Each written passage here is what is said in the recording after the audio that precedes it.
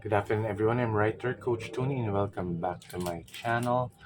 Um, I'm doing a book review because I finished another book. So it's this is the title, "Firefly Summer" by Maeve Binchy. Maeve Binchy is an Irish writer, novelist. Her name is spelled Maeve Binchy, Maeve Binchy, and the title of the story of the novel is Firefly Summer. Once again, just like any movie binge book, the story is set in in Ireland, no? So in a village in Ireland, the name of the village is Mount Fern, and again, the whole story revolves around what happens in the village. So it was a quiet village, and suddenly, a family that used to live there, which had property there, um, were planning to go back to Mount Fern and put up a hotel, develop the whole property that they have and put up a hotel and, invest money in the place.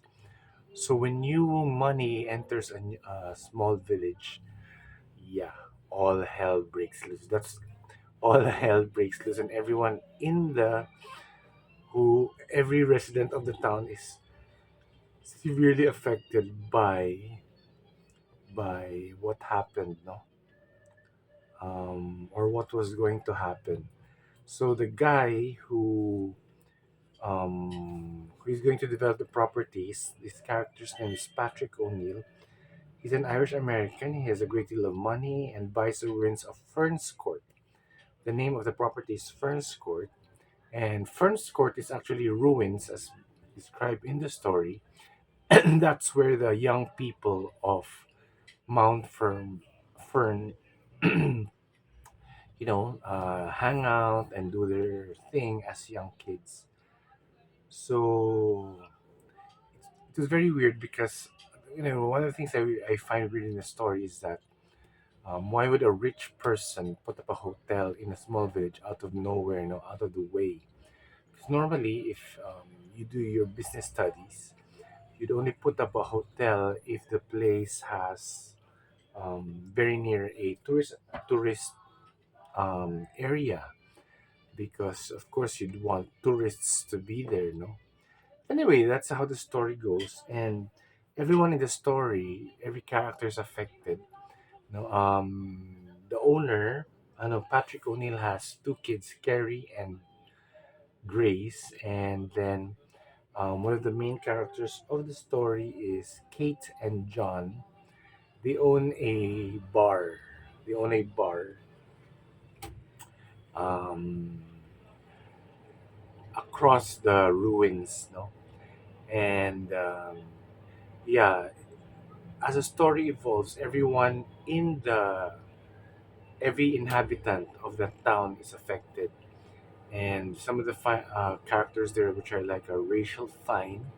Rachel Fine is a girlfriend of Patrick O'Neill, and they have a very turbulent story. Um, there are major events in the book.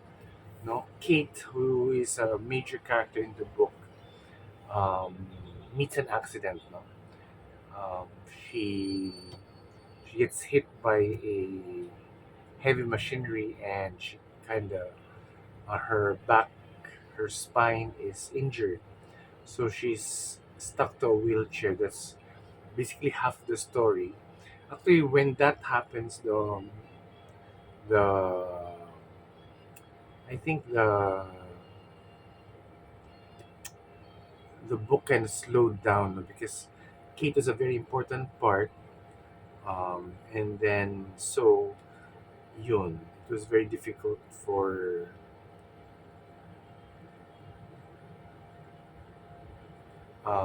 the book to gain momentum, especially if one of the lead characters cannot walk. So yun. Otherwise, the book is very dramatic. It does deal with issues of Ireland up to now, like looking for jobs. Actually, the book is set in 1960s. So in the 1960s, and it's a very, in a way, it's dated because, of course, now it's 2023 and the world has changed so much.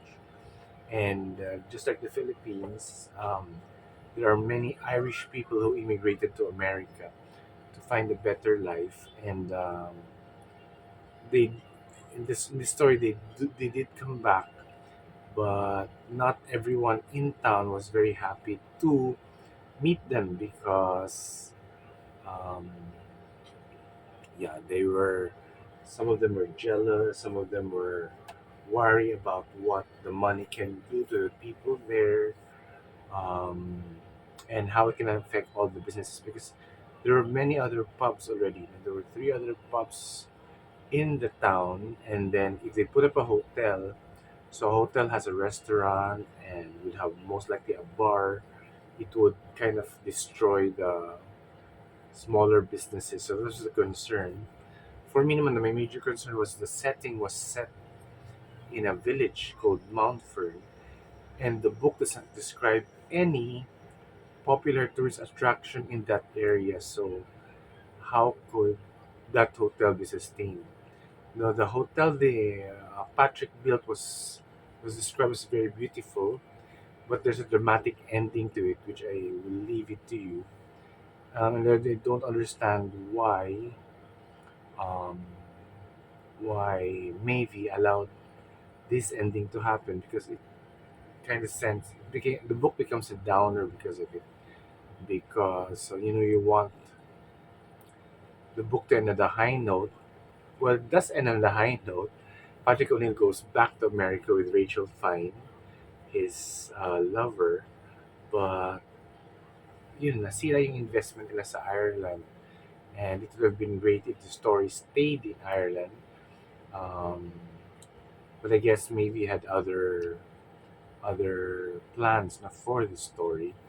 What I love about the story is that um, it shows you life in Ireland at that time, their morals. I told you about it already. Their morals, and how, because in maybe Binchy's stories, the women, most of his main characters are women, so he shows different types of women. No? Women who love fashion, and the young people pala in this book are very vivid. No, there's Dara, there's Tommy, there's Liam, Jacinta, the kids Carrie and Grace.